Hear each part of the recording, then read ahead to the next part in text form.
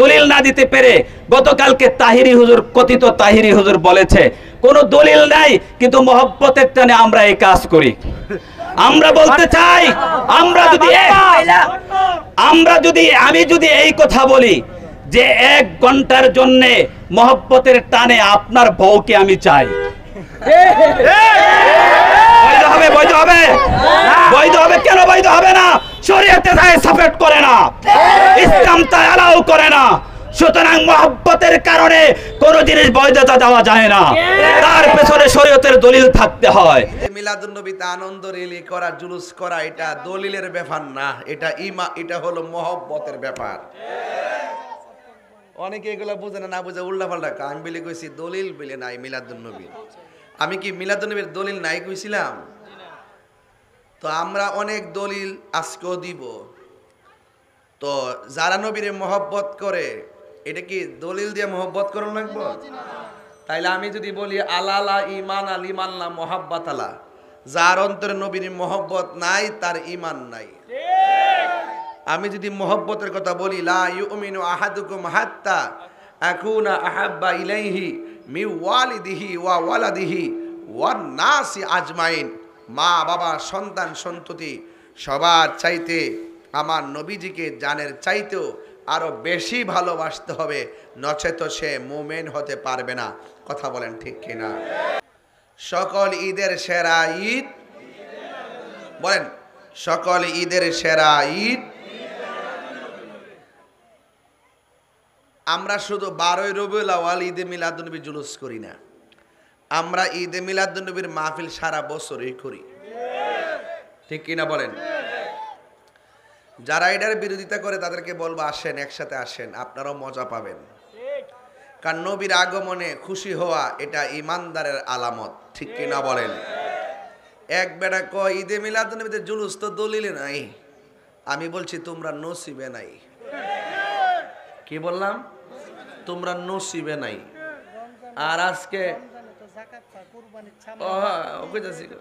কইতাছি আর আমি ঢাকা আজকে কইছি যে ঈদে মিলাদুন্নবীতে আনন্দ রেলি করা, জুলুস করা এটা দলিলের ব্যাপার না, এটা হলো মহব্বতের ব্যাপার।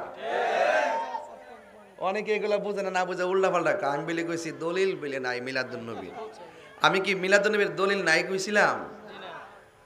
তো আমরা অনেক দলিল আজকেও দিব। তো যারা নবীরে মহব্বত করে, এটা কি দলিল দিয়ে মহব্বত করা লাগবে? তাইলে আমি যদি বলি আলালা ইমান আল ইমান না মহাব্বাত আলা, যার অন্তরে নবীর মহব্বত নাই তার ইমান নাই। আমি যদি মহব্বতের কথা বলি লা ইউমিনু আহাদুকুম হাত্তা আকুনা আহাব্বা ইলাইহি মি ওয়ালিদিহি ওয়া ওয়ালাদিহি ওয়ান নাসি আজমাইন, মা বাবা সন্তান সন্ততি সবার চাইতে আমার নবীজিকে জানের চাইতেও আরো বেশি ভালোবাসতে হবে, নচেত সে মুমিন হতে পারবে না। কথা বলেন ঠিক কিনা? এই জন্য আপনারা তো অনেক সুন্দর সুন্দর প্রোগ্রাম করেন। বাংলা নববর্ষের মধ্যে আপনারা মিছিল করতে পারেন, কোনো ফতোয়া নাই। আপনারা নির্বাচনের জন্য ফুলের গাড়ি সাজায়া সুন্দর করে হাত লড়ায় লড়ায় শোডাউন দেন, হেডার মধ্যে কোনো ফতোয়া নাই। কথা কন ঠিক না বেটে? তো এই জন্য আজকে যারা এখানে এসেছেন, আমি জানি আপনারা সারাদিন ক্লান্ত ছিলেন আমার মতো। আমি 2 দিনে ঘুমাইছি 2 ঘন্টা, আর আজকের দিনে 1 ঘন্টা ঘুমাইতে পারি নাই। এরপর আগামীকাল সকাল 9টায় থাকতে হবে ঢাকায়, রাত্রে আবার আপনাদের হলহলিয়াতে মাহফিল শায়েস্তাগঞ্জ। তো সব কিছু মিলে ইজ্জতের মালিক কে? আরো বড় করে ইজ্জতের মালিক কে? তাহলে আর ঈদে মিলাদুন্নবী সাল্লাল্লাহু আলাইহি ওয়াসাল্লাম নিয়ে কোনো ধাক্কাধাক্কির দরকার। যাদের ভালো লাগে আসবে, যাদের ভালো লাগে না ঘুমায় থাকবে, ঠিক কিনা বলেন? তা আমরা সবাই মিলেমিশে এই দেশটাকে সাজাতে চাই। রাজি আছি না ভাই? এবার আসেন, আল্লাহ রাব্বুল আলামিন এই পৃথিবীতে মানুষ পাঠাবেন, নবী রাসূল পাঠাবেন। পাঠাইতে যাইয়া এই পৃথিবীটাকে মাটির একটা বিছানা বানাইছেন। আল্লাযী খালাকাকা ফাসাওয়াকা ফাআদালাক, আল্লাহ পাকে পৃথিবীটাকে সুন্দর করে সাজাইছেন। এরপরে মানুষকে পাঠাবেন, আল্লাহ বলছেন ফি আইয়ি সূরাতি মা শাআ রাক্কাবাক, আমি আল্লাহ মানুষের চেহারাটাকে আমি আল্লাহ যেমন ভাবে চেয়েছি এমন ভাবেই বান্দাকে বানাইছি। তাইলে আপনি কেউ যদি কালো হয় তাকে ঘৃণা করা যাবে না, কেউ যদি বোবা হয় তাকে ঘৃণা করা যাবে না, কেউ মোটা হয় ঘৃণা করা যাবে না। বলেন আমার চেহারার ডিজাইনার একজন, জবান খুলে বলেন তিনি কে? আল্লাহ। এ আওয়াজে মানি না জোরে বলেন তিনি কে? এতে কোনো সন্দেহ? আল্লাহ বলছেন বান্দারে আমি এত সুন্দর জমিন তোরে দিলাম, জমিনে সুন্দর পাহাড় দিয়ে পেরেক দিয়ে জমিনটাকে শান্ত রাখলাম, একটু জমিনে তাকায় দেখতো মরুভূমিতে উটগুলো কেমন করে চলে। সুবহানাল্লাহ নাই? আমি আল্লাহ কি সুন্দর করে উটকে বানাইছি, একটু দেখো ভালো করে।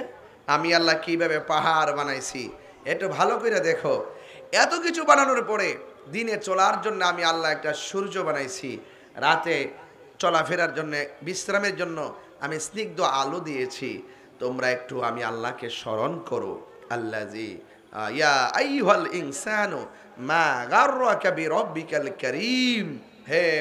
হে বান্দা, হে মানুষ, তোমাকে এত কিছু দেওয়ার পরেও তোমাকে কিসে আমি আল্লাহ থেকে তোমাকে ধোঁকা দিচ্ছে? একবার খেয়াল করো, একবার নজর করো, তোমাকে কে মদিনার দিকে ডাকছে, আবার কে শয়তানের পথে ডাকছে। কথা বলেন ঠিক কিনা বলেন? আমরা মদিনার রাস্তা চিনি, আমরা মক্কার রাস্তাও চিনি, আমরা এই পৃথিবীতে ভালো রাস্তাও চিনি, এই পৃথিবীতে আমরা মন্দ রাস্তাও চিনি। আপনারা জবান খুলে বলেন হকের পথে থাকলে খুশি একজন, তিনি কে? আগুনে হাত দিলে হাত পুড়ে যাবে, পানির মধ্যে হাত দিলে হাত ভিজে যাবে। এই দুইটা ফরক বুঝার জন্য, তাফরিক করার জন্য আল্লাহ রাব্বুল আলামিন আমাকে আপনাকে বিবেক দিয়েছেন। সন্তান পৃথিবীতে আসলে খুশি। আজকে বাংলাদেশে কত নেতাদের জন্মদিন পালন হয়, কোনো ফতোয়া নাই। আর আমার নবী যেই দিন দুনিয়াতে এসেছেন, আল্লাহ রাব্বুল আলামিন কোরআনের মধ্যে বলেছেন কুল বিফাদলিল্লাহি ওয়া বিরহমাতিহি ফাবিযালিকা ফালইফরাহু হুয়া খায়রুম মিম্মা ইয়াজমাউন। আল্লাহ রাব্বুল আলামিন বলেন বন্ধু গো, ও বন্ধু, আপনি বলে দিন আমি আল্লাহর পক্ষ থেকে আপনার বান্দা যদি কোনো অনুগ্রহ পায় তারা যেন আনন্দ করে। আমি আল্লাহর পক্ষ থেকে তারা যদি কোনো রহমত পায় তারা যেন আনন্দ করে। এই পৃথিবীর যত নিয়ামত আছে সব এক পাল্লায় রেখে দেন, আরেক পাল্লায় যদি আমার নবীকে রাখি, আর মঙ্গলপুরে যদি আমি প্রশ্ন করি ভাই আমার বলুন তো কোন পাল্লাটার মর্যাদা বেশি? নিশ্চয়ই আপনি বলবেন আমার নবীর পাল্লাটার মর্যাদা বেশি, কারণ সবসে আউলা ওয়ালা হামারা নবী। হাই রে ও মাধবপুরের বাবা,